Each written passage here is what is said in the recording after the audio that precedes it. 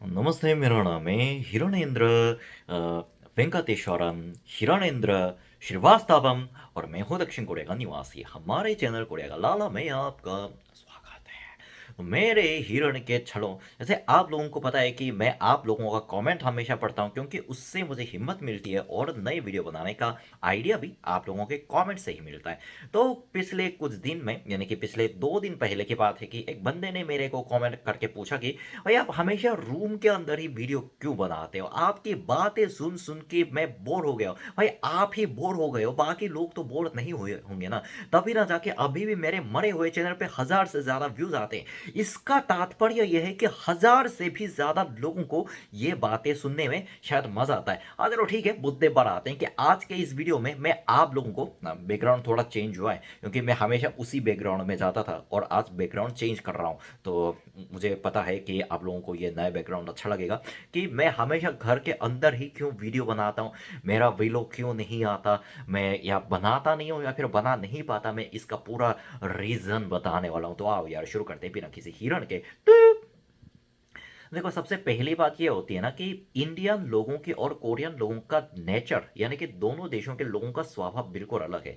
India में मैंने ये देखा है कि जब मैं घूम रहा था ना, तो लोग खुद आकर मेरे साथ फोटो खिंचवाना चाहते थे या फिर वीडियो बनाना चाहते थे। और जाहिर सी बात है कि ये कोरिया है, यानी कि यहाँ पे इंडियन नागरिक नहीं है। यानी कि मैं जितने भी लोगों के साथ टाइम स्पेंड करता हूँ ना, वो कोरियन लोग हैं। और पता है, कोरियन लोगों की, जापानीज लोगों की, यानी कि ईस्ट एशियन लोगों की खासियत यह है कि लोग ना थोड़े शर्मीले टाइप के हैं। यानी कि भारत में बच्चों को बचपन से शिक्षा में ज़्यादा बोलने पर मजबूर किया जाता है, यानी कि ज़्यादा बोलने पर बढ़ावा दिया जाता है। कोरिया में ऐसा नहीं होता। यानी कि कोरिया में होता क्या है कि कोरिया के एजुकेशन में ना, यानी कि मुझे ये हमारे एजुकेशन की थोड़ी बहुत कमी लगती है कि बच्चों को ना, बच्चों बचपन से टीचर जो कहे बस उसको अंधा होकर फॉलो करने के लिए ज़्यादा सिखाया जाता है।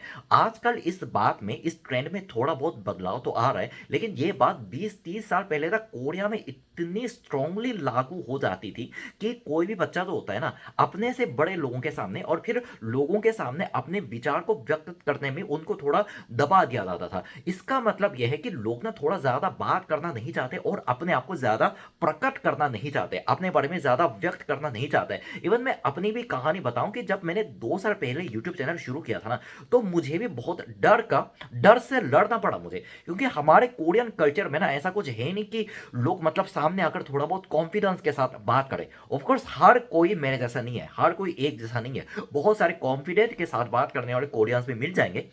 लेकिन मेरे कहने का मतलब यह है कि मैं जिन बाहर जाता हूँ ना, तो ऑफ कोर्स मैं अकेले टाइम स्पेंड करना भी पसंद करता हूँ। और मेरे यूनिवर्सिटी में अभी जो इस साल नए जो दोस्त बने, उनके साथ भी मैं मस्ती करता हूँ। वो लोग मेरे घर पे आते हैं, लेकिन उनकी खासियत यह है ना कि कोरिया में मैक्सिमम लोग थोड़ा शर्माते ज़्यादा है, यानी कि वीडियो में ज़्यादा आना नहीं चाहते। जब मैं पूछता हूँ कि आप मेरे वीडियो में आना चाहोगे, तो बस वो लोग या तो हाथ दिखाते हैं, और जो लोग हाथ भी दिखाते हैं ना, वो तो बहुत अच्छी बात है। कई लोग तो वीडियो में, अरे नहीं भाई मुझे तो शर्म आती है।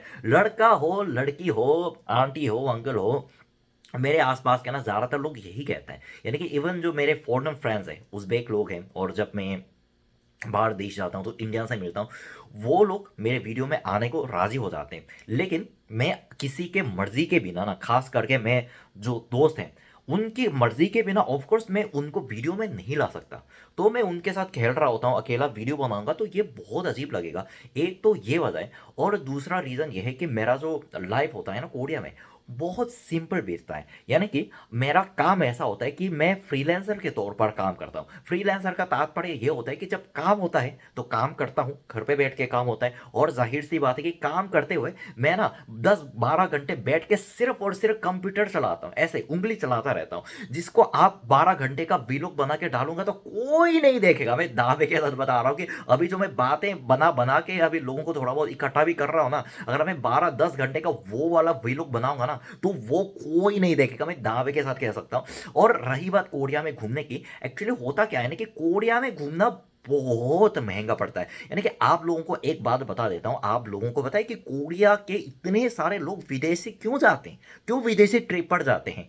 क्योंकि कोरिया सच्ची में बहुत महंगा है। मैं आपको एक इंटरेस्टिंग बात बता देता हूं कि अगर जो नॉर्मल कोरियन बंदा जिसकी कमाई नॉर्मल है, कुछ खास ना कोई ज्यादा कम है ना बहुत ज्यादा बड़ी है, एक नॉर्मल कमाई करने वाला कोरियन बंदा अगर कोरिया के अंडर ट्रैवल करता है और फिर कोरिया के आसपास का देश जैसे कि जापान हो गया, वियतनाम हो गया, थाईलैंड हो गया, वहां ट्रैवल करता है, तो मैं दावे के साथ कह सकता हूं कि कोरिया के अंदर ट्रैवल करने का खर्चा उनका ज्यादा पड़ता है। और आप लोगों को तो पता है कि मैंने विदेशी ट्रिप के लिए ना मैं अपनी जान तक कुर्बान कर सकता हूं। मैं एक साल में कम से कम 4-5 बार तो मेरा विदेश ट्रिप तो होता ही है। उसकी वजह से मुझे कोरिया में ना कम से कम पैसों में अपना गुजारा चलाना होता है। यही वजह है कि मेरा जो रूटीन होता है ना, मेरा जो रूटीन है, मेरी जो दिनचर्या है, वो बहुत ही ज्यादा सिंपल होती है। सुबह मैं 8 बजे उठता हूँ, जो काम होता है उसको थोड़ा बहुत निपटाने के पश्चात मैं 10 बजे यूनिवर्सिटी चला जाता हूँ और यूनिवर्सिटी में 3 बजे तक रहता हूँ, कभी कभी 5 बजे तक मेरी क्लास होती है। 5 बजे तक रहने के बाद मैं सीधे घर आता हूँ।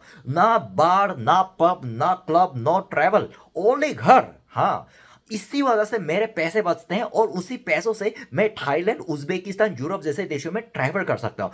होता क्या है ना कि कोरिया मैंने बचपन से यानी 25 साल तक मैंने देख ही लिया। हमें से 1 साल को घटा दो क्योंकि 1 साल तो मैं इंडिया चला गया था, यानी कि 24 साल तक मैंने कोरिया देख लिया, जिसकी वजह से ना यहाँ पे ट्रैवल करने का मेरा कुछ खास मन भी नहीं है। और सही बता रहा हूँ कि कोरिया में ट्रैवल करना कोरियंस के लिए बहुत महंगा पड़ता है भाई, बहुत महंगा पड़ता है, जिसकी वजह से ना हमें कहीं जाने से पहले 2 या 3 बार सोचना पड़ता है। कभी कभार हमें बहुत बड़ा प्रोजेक्ट मिलता है या फिर कंपनी की तरफ से बहुत यानी मुनाफा मिलता है कि मेरा काम अच्छा हो गया कि उन्होंने मेरे को 20% और दे दिया, तब मैं कोरिया ट्रिप के बारे में सोच सकता हूँ। लेकिन नॉर्मली मेरे दिमाग में जो बातें होती है ना, वो विदेशी ट्रिप की ज्यादा घूमती है। यानी कि अभी इस साल मुझे यूरोप के 2 ट्रिप कंप्लीट करने हैं और उसके बाद मैं उज्बेकिस्तान का भी प्लान बना रहा हूँ।